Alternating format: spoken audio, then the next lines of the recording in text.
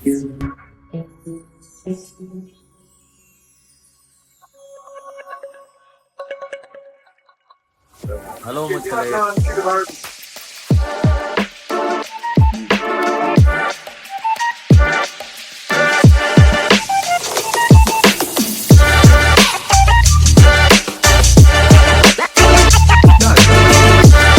மக்களே, இதான் வந்து எமிரேட்ஸ் ஃப்ளைட்டு. சூப்பராக இருக்குது. மேலே சீலிங்லாம் வச்சு ஃபஸ்ட்டு டைம் நான் இப்போ தான் துபாய்க்கு போகிறேன். துபாயில் வந்து வருஷம் இந்த ஃபோனுக்கு மொபைல் ஃபோன் கம்பெனிஸு அப்புறம் சாஃப்ட்வேர் டெக் கம்பெனிஸ்லாம் வந்து ஜிடெக்ஸ்ன்னு சொல்லிட்டு ஒரு ஷோ நடக்கும். அந்த ஷோ வந்து ரொம்ப ஃபேமஸ் துபாயில்.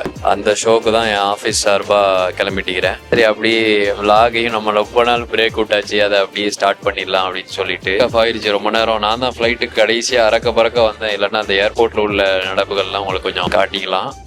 ஆனால் அறக்க பறக்க வந்தனால ஃபைனல் கால் அப்படின்னு சொல்லிட்டு போடுற வரைக்கும் வெளியில் உட்காந்து சாப்பிட்டுட்டு கொண்டுட்டு வந்தனால அப்படி டைம் ஆயிடுச்சு. ஸோ இப்போ தான் எல்லாத்தையும் ஃபேமிலிக்கெல்லாம் மெசேஜ் பண்ணிவிட்டு ஃப்ளைட் டேக் ஆஃப் ஆக போகுது, ஃப்ளைட்டில் வந்தாச்சு அப்படின்னு மெசேஜ் பண்ணிவிட்டு கொண்டுட்டு இருக்கிறதுக்குள்ளே ஃப்ளைட்டு கிளம்பிடுச்சு. இப்போ என்னெல்லாம் நம்ம பார்க்க போகிறோம் அப்படின்னு சொன்னால், ஃப்ளைட்டில் என்ன சாப்பாடுலாம் நம்மளுக்கு தர்றாங்க, இந்த டீட்டெயில்ஸ் நம்ம பார்ப்போம். ரொம்ப நாள் ஆகுனனால அந்த பேச்சு எப்படி பேசணுங்கிறது தெரியல. ஃபர்ஸ்ட்லேருந்து ஆரம்பிக்க வேண்டியதாகிடுச்சு. இப்போ யூடியூப் வந்து நம்ம சேனலில் 0 சப்ஸ்கிரைபர்னு நினச்சிக்கோங்க. ஃபர்ஸ்ட்லேருந்து தான் ஆரம்பிக்கணும். பேச்செல்லாம் வந்து பழைய மாதிரி வருதான்னு தெரியல. இடையில அந்த என்னுடைய தாயாரை தவறிட்டாங்க. என்னோட தாயார் தவறுனதில் ஆல்ரெடி அதுக்கு முன்னாடி 1 மாதத்துக்கு முன்னாடியே நான் போடலை. ஏன்னா ஒர்க் பண்ணுற வேலையுடைய ப்ரெஷரு, அதில் வீட்டுக்கு வந்தவனையும் எடிட் பண்ணுறதுக்கு டைம் இல்லாமல் போயிடும். இந்த மாதிரி எடிட் பண்ண முடியாமல் இருந்தேன். அதுக்கப்புறம் ஜூன் மாதம் வந்து என்னுடைய தாயாருடைய இழப்பு. அதுக்கப்புறம் வாழ்க்கையே வெறுத்த மாதிரி ஏன்னா ஒரு மனுஷன் இழக்கக்கூடாத ஒரு விஷயம்னா தாயார் தான். ஒரு தாய் தந்தை தான் நம்மளுக்கு இந்த உலகத்திலேயே. அவங்களுக்கு வேண்டிதான் நம்ம வாழ்கிறோம். அதுக்கு அடுத்தபடியாக குழந்தை குட்டிகள்னு வைங்களேன், பார்ட்னர், ஒய்ஃபு, குழந்தைங்க. அதில் வந்து தாயாரை இழந்தது எனக்கு ரொம்ப செம்ம அப்செட் ஆகிடுச்சு. அப்புறம் நம்ம சேனலே கண்டினியூ பண்ணணும். அதுக்கு முன்னாடி இன்ட்ரெஸ்டே இல்லை. அதுக்கப்புறம் இப்போ தான் நான் கொஞ்சம் ரொம்ப நாள் கழித்து மீண்டும் வந்து ஒரு வீடியோ போடலாம் அப்படின்னு சொல்லிட்டு வந்துக்கிறேன். ஓகே, இப்போ ஃப்ளைட்டோடைய நடப்புகளை பார்ப்போம். எனக்கு ரொம்ப நாள் ஒரு டவுட்டு என்னன்னு பார்த்தீங்கன்னா, நம்ம ஃப்ளைட்டில் ஏறினோடனையும் இந்த விஷயமெல்லாம் நம்மளுக்கு தராங்க. என்னமோ தராவே. What is that? Rubbish? No rubbish. ஏதோ தராங்கன்னு பார்த்தா குப்பைய. ஹாய், சரி, நம்மளுக்கு ஏதோ தர போறாங்கன்னு நினைச்சேன். பேகை தூக்கிட்டு வந்தா ஏதோ ரபிஷ் இருந்தா போடணுமா? நீங்க தந்தா தானே ரபிஷ் வரும், திங்கிறதுக்கு கொண்டாங்க, ரபிஷ் ஆக்கி போடுறோம் அப்படின்னு சொல்லணும். இந்த இயர்ஃபோன் தருவாங்க ஃப்ளைட்லலாம். இந்த இயர்ஃபோன்ல வந்து நார்மலா நம்ம யூஸ் பண்ண முடியாது. ஏன்னு சொன்னா, அன்னைக்கு இந்த கிளிப் இருக்கும்ல, அத மொபைல் போன்ல விடுறதுக்கு உண்டான ஹோல் இருக்கும்ல, அதே மாதிரி மொபைல்ல போட முடியாது. இதுல வந்து 2 ஹோல் வச்சது தெரியுதா உங்களுக்கு? 2 ஹோல் இருந்தாலும் இதை வந்து இங்கே விட்டுட்டு வர மாட்டேன். இந்த பெட்ஷீட்லாம் நம்மளுக்கு தான். இதை வந்து நான் துபாய்க்கு ஆஃபீஸ் ட்ரிப்பு தானே போறேன், டவல் வீட்லேருந்து டவல் எடுத்துட்டு வர இல்லை. இந்த பெட்ஷீட்லாம் நம்ம போட்டதை வந்து கழுவி யூஸ் பண்ணுவாங்களா என்னங்கிறது தெரியல. இது வந்து நான் நிறைய பேர் எடுத்துட்டு போக மாட்டோம்ல, வீட்டுக்கெல்லாம் எடுத்துட்டு வர மாட்டோம். ஆனால் நான் இதை வந்து எடுத்துட்டு வந்திருக்கிறேன். ஃபர்ஸ்ட் டைம் எடுத்துட்டு வரும்போது எனக்கு ரொம்ப ஒரு டவுட்டாகவே இருந்துச்சு. இது நம்மளுக்கு தானா, இல்லைன்னா வச்சுட்டு வந்துடணுமா, எடுத்துட்டு வரலாமா, அது லீகல் தானே அப்படின்னு ஒரு டவுட் இருந்துச்சு. அதனால நான் என்ன பண்ணேன் அப்படின்னு பார்த்தீங்கன்னா, தோல்லையே போட்டுட்டு, குளிர் அடிக்கிற மாதிரி தோல்லையே போட்டுட்டு போனேன். தாய் ஏர்லைன்ஸ்ல ஊர்லேருந்து பேங்காக் வந்து, பேங்காக்லேருந்து ஹாங்காங் வரும்போது இப்படி தோல்லையே போட்டு வந்தேன். யாராச்சும் ஃப்ளைட்ல வந்து கேட்டாங்க, வெளியில போறோம், ஃப்ளைட் விட்டு இறங்கும் போது ஹலோ நீங்க இது மரத்தை எடுத்துட்டு வந்துட்டீங்கன்னு சொல்லுவாங்க. சொன்னா வச்சிடலாம்.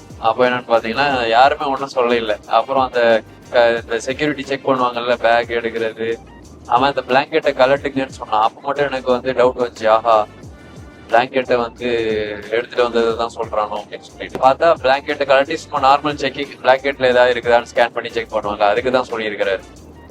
அதுல இருந்து நான் வந்து எங்க ஃபிளைட்ல போனாலும் இந்த பிளாங்கெட் நம்மளுக்கு தான் அப்படின்னு எடுத்துட்டு வந்துடுவேன். நிறைய பேர் இந்த மாதிரி எடுப்பாங்களான்னு தெரியல.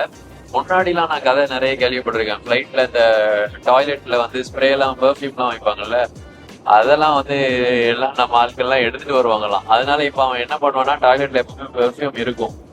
அது வந்து ஒரு பெர்ஃப்யூம் தான் வச்சுப்பாங்க, அது நம்மளுக்கு சொந்தம் கிடையாது. அதனால நான் அதெல்லாம் எடுக்க மாட்டேன், கவலைப்படாதீங்க.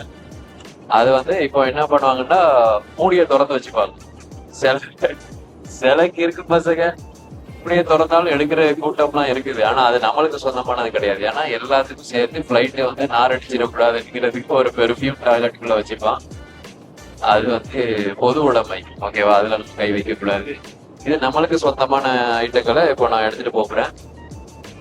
மெனு கார்டு ஒன்று தந்திக்கிறாங்க, ஃப்ளைட்ல என்னென்ன ஐட்டங்கள் தருவாங்க அப்படின்னு சொல்லிட்டு. இதை கொஞ்சம் டீட்டெயிலாக கோத்ரூ பண்ணலாம், என்ன தராங்க அப்படின்னு பார்க்கலாம். இவங்களுடைய எமிரேட்ஸ் ஃப்ளைட்டுடைய ஆனிவர்சரியா, 25 வருஷம் ஆனிவர்சரி. டீட்டெயிலாக படிக்கிறேன், கேமரால பார்த்தா ஒழுங்கா சரியா தெரிய மாட்டேங்குது. படிச்சுட்டு என்னதெல்லாம் நம்மளுக்கு கிடைக்குது, அப்புறம் துபாய்க்கு போய் லேண்ட் ஆகிட்டு என்னதெல்லாம் நம்ம வந்து பார்க்க போறோம், எல்லாம் டீட்டெயிலா சொல்றேன். இங்கேருந்து போய் இறங்குனதுக்கு அப்புறம் நம்ம ஃப்ரெண்டு வந்து நம்மளை பிக் பண்ண வருவாரு. அதுக்கப்புறம் நடக்கிறதெல்லாம் எனக்கு துபாய் வந்து ஃபர்ஸ்ட் டைம், வாழ்க்கையிலேயே ஃபர்ஸ்ட் டைம் துபாய்க்கு போறேன். சின்ன பிள்ளையா இருக்கும்போது துபாய்க்கு போகணும்னு ஒரே ஆசை. அந்த டைம்ல பாத்தீங்கன்னா எங்க ஃபாதர் வந்து கரூர்ல வேலை பார்த்தாங்க. இருந்தாலும் நம்மளுக்கு what is your father's occupation ஸ்கூல்ல கேட்கும் போது எல்லாரும் வெளிநாட சொல்லுவாங்க. நான் எங்க ஃபாதர் ஆப்பிரிக்கால எங்க ஃபாதர் வந்து ஆஸ்திரேலியால இருக்கிறாங்க, யூஎஸ்ல இருக்கிறாங்கன்னு சொல்லும் போது நம்ம ஃபாதர் மட்டும் கரூர்ல இருக்கிறாங்கன்னு எப்படா சொல்லுறது? அந்த டைம்ல ஒரு வெக்கமா இருக்கும்.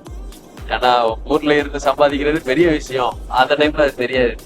என்னடா எல்லா ஃபாதரும் வெளிநாட்டுல இருக்கிறாங்களே, நம்ம ஃபாதர் மட்டும் கரூர்னு எப்படா சொல்றது அப்படின்ட்டு ஜெய்ப்பூர் அப்படிங்கிறது ஒவ்வொரு இடமா சொல்றது. அப்போ சில டைம்ல அதே மாதிரி ஃபாதர் துபாயில வேலை பாக்குறாங்க அடிச்சு விடுறது ஒரு பெருமையா நினைக்கிறது. சரி, அதுல இருந்து துபாய்னு ஒரு மைண்ட்ல பிக்ஸ் ஆகிருந்துச்சு. துபாய் போய் எப்படிதான் இருக்குதுங்கிறத பாக்கணும் அப்படின்னு சொல்லிட்டு நம்ம துபாயில ஃபர்ஸ்ட் டைம் கால் எடுத்து வைக்க போறேன். அங்க போயிட்டு நம்ம மொத்த நடப்புகள்லாம் பார்க்கலாம். ஓகே, இப்போ நான் வந்து மெனுல என்னென்ன ஐட்டங்கள்லாம் தந்திக்கிறாங்க, அது ஹலாலா இல்லையா, அதெல்லாம் நம்ம வந்து பார்க்க போறோம். சரி, இது எமிரேட்ஸ் ஃபிளைட்டு, அது துபாய் உள்ள ஃபிளைட்னால கண்டிப்பா எல்லாம் ஹலாலா தான் இருக்கும்னு சொல்லிட்டு நினைக்கிறேன். ஆனா இதுல எதுலையுமே ஹலால் அப்படிங்கிறது போட இல்லை. ஸோ நான் வாசிக்கிறேன் பாருங்க. இங்க 25வது வருஷம் ஆனிவர்சரி செலிப்ரேட் பண்றதுனால 100 ml பாட்டில், ஆனா அது ஃப்ரீ கிடையாது, 25 USD. அது வந்து ஷாம்பைன் ஃபர்ஸ்ட் ஆல்கஹாலா நான் ஆல்கஹாலான்னு தெரியல. ஆல்கஹால் தான் நம்ம குடிக்க முடியாது. ஹலால்ல எதையுமே விட்டுற மாட்டேன், எல்லாத்தையும் ஹலாலான்னு கேட்டு எல்லாத்தையும் வச்சு சாத்துறது தான். Beef and mushroom stew, braised chicken, juices and soft drinks followed by oolong tea and coffee, light bites, Kong style chicken curry roll. இது வந்து ரொம்ப லாங் ஃப்ளைட், ஓகேவா? 8 மணி நேரம் நம்ம டிராவல் பண்ண போறோம். ஊருக்கு போகும்போதெல்லாம் வந்து மோஸ்ட்லி நான் டிரான்சிட் ஃபிளைட்ல தான் போய்க்கிறேன். ஏன்னா இந்த லாங் ஃபிளைட் எனக்கு பிடிக்காது. இது கிட்டத்தட்ட நம்ம ஒரு காயல்பட்டினத்துல இருந்து சென்னைக்கு பஸ்ல நம்ம நைட் டிராவல் பண்ணோம்ல, அதே மாதிரி ஒரு லாங் 8 மணி நேரம் டிராவல் பண்ண போறோம். ஹாங்காங் டைம் 7 மணிக்கு ஃபிளைட்டு டேக் ஆஃப் ஆகிருக்குது. 7 மணிக்கு ஆக வேண்டியது 7:20 தான் ஆயிருக்குது. ஆனா அங்க போய் லேண்ட் ஆகுற டைம் 11 மணிக்கெல்லாம் லேண்ட் ஆகிரும். ஸோ கேப்பை பார்த்தா 4 மணி நேரம் தானே தெரியும். ஆனா துபாய் டைம் 11 மணிக்கு லேண்ட் ஆகுது. அந்த டைம்ல ஹாங்காங் உடைய டைம் வந்து நைட்டு 3 மணியா இருக்கும். ஸோ டிராவல் டைம்னு பாத்தீங்கன்னா 8 மணி நேரம் நம்ம ஃபிளைட்ல இருப்போம். ஆனா நம்மளுக்கு டைம் வேஸ்ட் ஆகுறது பாத்தீங்கன்னா 4 மணி நேரம் தான் டிராவல்ல போகும். மீதி இருக்கிற டைம்லாம் வந்து அந்த டைம் டிஃபரன்ஸ்ல வந்து கால்குலேட் ஆகிரும். ஆனா 8 மணி நேரம் ஃபிளைட்ல இருக்க போறோம். ஸோ வந்து சாப்பாடுக்காக வேண்டி இப்போ வெயிட் பண்ணிட்டு இருக்கிறோம். அட்லீஸ்ட் 2 சாப்பாடு தந்தா நல்லா இருக்கும்னு நினைக்கிறேன். 8 மணி நேரத்துல ஒரு சாப்பாடு தந்தா காணாது இல்ல. ஏன்னா நம்ம ஊர்ல போகும்போது டிரான்சிட் ஃபிளைட்டா தான் சொல்ல வந்தேன். டிரான்சிட் ஃபிளைட்னா 2 ஃபிளைட் மாறுவோம், 2 ஃபிளைட்லயும் தனித்தனி சாப்பாடு கிடைக்கும். இடையில 6 மணி நேரத்துல 3 மணி நேரமா பிரிச்சு இங்க இருந்து மலேசியா இல்லைன்னா சிங்கப்பூருக்கு ஒரு ஃபிளைட்டு, சிங்கப்பூர்ல இருந்து இந்தியாவுக்கு ஒரு ஃபிளைட்டு இருக்கும். ஸோ இது வந்து டைரக்டா இங்கேருந்து துபாய்ங்கிறனால மினிமம் 2 சாப்பாடு தந்தாதான் வயிறு தாக்கு பிடிக்கும். ஏன்னா நானும் நெக்கில் வந்ததுனால பெருசா சாப்பிடவும் இல்லை. 2 பன் எடுத்துட்டு வந்தேன், அது வந்து செக்இன் லக்கேஜ்ல போயிடுச்சு. ஆனா துபாய்க்கு போனா வச்சு மாட்டிடலாம். அது கிட்டத்தட்ட இந்தியா மாதிரி தான் வைங்க. துபாய் இந்தியா மாதிரி தான் சொல்றாங்க, நான் பார்த்தது கிடையாது.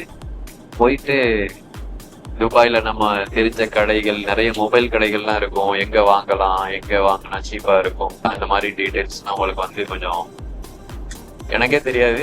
மொபைல் கடைகள் தெரியும், மொத்த டீடைல்ஸ் வந்து நான் கேட்டு உங்களுக்கு வந்து ஈஸியா சொல்ற மாதிரி பாக்குறேன்.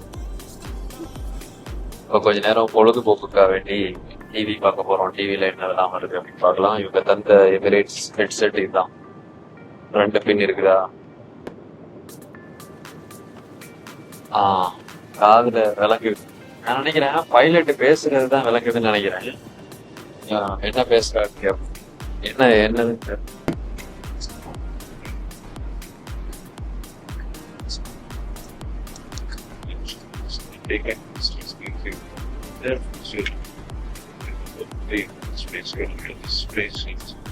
சொந்த கதை சோக கதையெல்லாம் ஓடுது. நான் நினைக்கிறேன் பைலட்டு தான் வந்து அவர் லண்டனுக்கு போன கதையெல்லாம் சொல்லிட்டு இருக்கிறாரு அப்படின்னு நினைக்கிறேன். ஓகே, இப்போ மாத்திட்டு சும்மா கொஞ்ச நேரம் என்ன ஏதாவது கார்ட்டூன் அந்த மாதிரி பார்த்துட்டீங்களா? இது வந்து ஃப்ளைட்டோடைய கேமரா. நம்ம ஃப்ளைட் வானத்துல போயிட்டு இருக்குல்ல, அதை பார்க்கலாம். வானம் தான் ஃபுல் இருட்டா இருக்குது. இதெல்லாம் வந்து ஸ்டார்ஸ் நினைக்கிறேன். தெரியுதா? இது துபாய்க்கு போய் சேரும் 6 மணி 49 நிமிஷத்துல. 7 மணி நேரத்துல துபாய்க்கு போய் சேரும். பக்கத்துல உள்ள ஆள் வந்து சைவ உணவும் கேட்டுருக்காரு. இன்கேஸ் நீங்க சைவமா இருந்தா உங்களுக்கு சொல்றேன். அதை வந்து இங்க இருக்கிற மெனுல சைவம் போட இல்லைல்ல, சைவ உணவு வேணும்னு சொல்லி கேட்டிருந்தாரு. அதுக்கு வந்து உள்ள ஃபிளைட் அட்டெண்டன்ட் வந்து கேட்டிருக்கேன், சூப்பர்வைசர்ட்டு கேட்டுக்கிறேன், உங்களுக்கு ஏற்பாடு பண்ணி தரேன் அப்படின்னு சொல்லியிருக்காங்க. கவலைப்படாதீங்கன்னு சொல்லிட்டு போறோம். ஸோ நீங்க இந்த மெனுவில் பார்த்துட்டு சைவமா இருந்தீங்கன்னா பயப்பட தேவையில்லை. எமிரேட்ஸ்ல உங்களுக்கு வந்து கிடைச்சிரும் அப்படிங்கிறது இதுல இருந்து நம்மளுக்கு தெரிய வருகிறது. சரி, ஓகே, நான் கொஞ்ச நேரம் ரெஸ்ட் எடுத்துட்டு அப்புறமா பேசலாம். ஓகே மக்களே, இப்போ வந்து செக்யூரிட்டியா இருக்கும் நேரம். ஏதாவது குடிக்கிறதுக்கு வாங்குறீங்களான்னு கேட்குறாங்க. ஆமா, நம்ம வந்து ஜூஸ் குடிக்கலாம். பால் coffee non-alcohol. Non-alcoholic drinks, we have juices of soft beverages, with 27 and ginger ale. Juices, we have apple, orange, mango, tomato juice. Orange juice. சாப்பாடு சாப்பிட ஆரம்பிச்சாச்சு. பெரிய விசேஷம் இல்லை, சாப்பாடு பெருசா நல்லா இல்லை.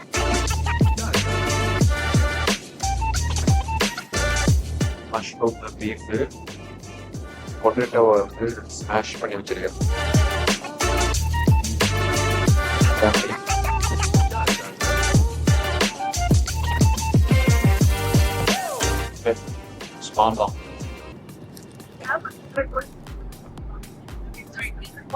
நல்ல ஒரு தூக்கத்தை போட்டுட்டு முடிச்சாச்சு. ஆல்மோஸ்ட் துபாய் வந்துட்டேன்னு நினைக்கிறேன். இதுல பூமி தெரியுதா? இன்னும் 15 நிமிஷம் தான்.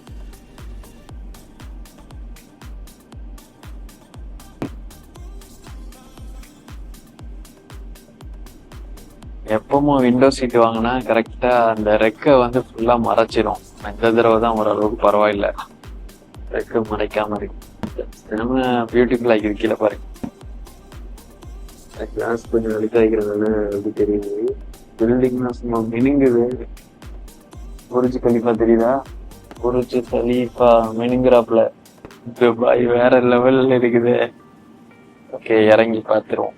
புரிஜ் கலீஃபாலாம் பார்த்தோம், ஆனா அதெல்லாம் தாண்டி போயிட்டு திரும்பவும் கடலை தாண்டி போயிட்டுக்கிறோம். குட்டி குட்டி தீவா வருது. செம்ம டயர்டு. போனவனையும் ஹோட்டல்ல போய் படுத்து தூங்கிட வேண்டியதான். நம்ம ஆபீஸ்ல தான் ஹோட்டல்லாம் போட்டு தந்திக்கிறாங்க. எந்த மாதிரி எந்த அளவுக்கு இருக்கும்னு தெரியல, போய் பார்த்தா தான் தெரியும்.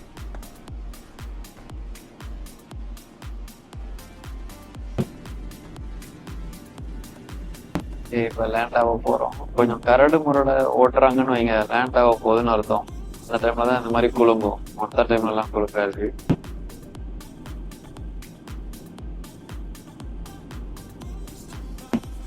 அப்புறம் புர்ஜ் கலீஃபான்னு சொன்னது புர்ஜ் கலீஃபாவா என்னன்னு தெரியல. ஏன்னா அதை தாண்டி ஒரு 1/4 மணி நேரம் இருந்தாச்சு. இப்போ வந்து நல்ல சிட்டி மாதிரி வருது.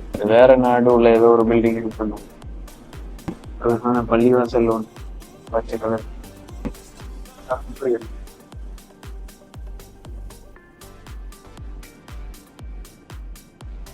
இறங்க போறோம். தரையத்தோட ஓகே, லேண்ட் ஆயிடுச்சு.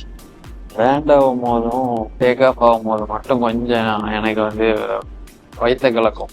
அதுக்கடுத்து அப்படி சரியா போயிடும். ஓகே, இப்போ லேண்ட் ஆகிடுச்சு.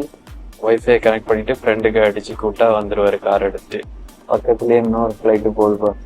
அதுவும் இப்போதான் லேண்ட் ஆகிக்குதுன்னு நினைக்கிறேன்.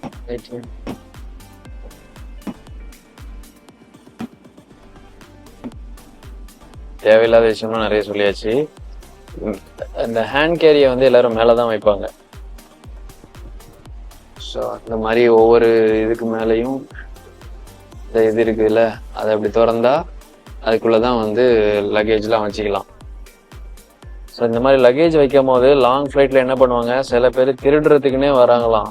இப்போ ஃப்ளைட்டுக்குள்ளெல்லாம் பெரும்பாலும் கேமரா இல்லை, ஆனால் இங்கே தெரிகிறது கேமரா தான் நினைக்கிறேன்.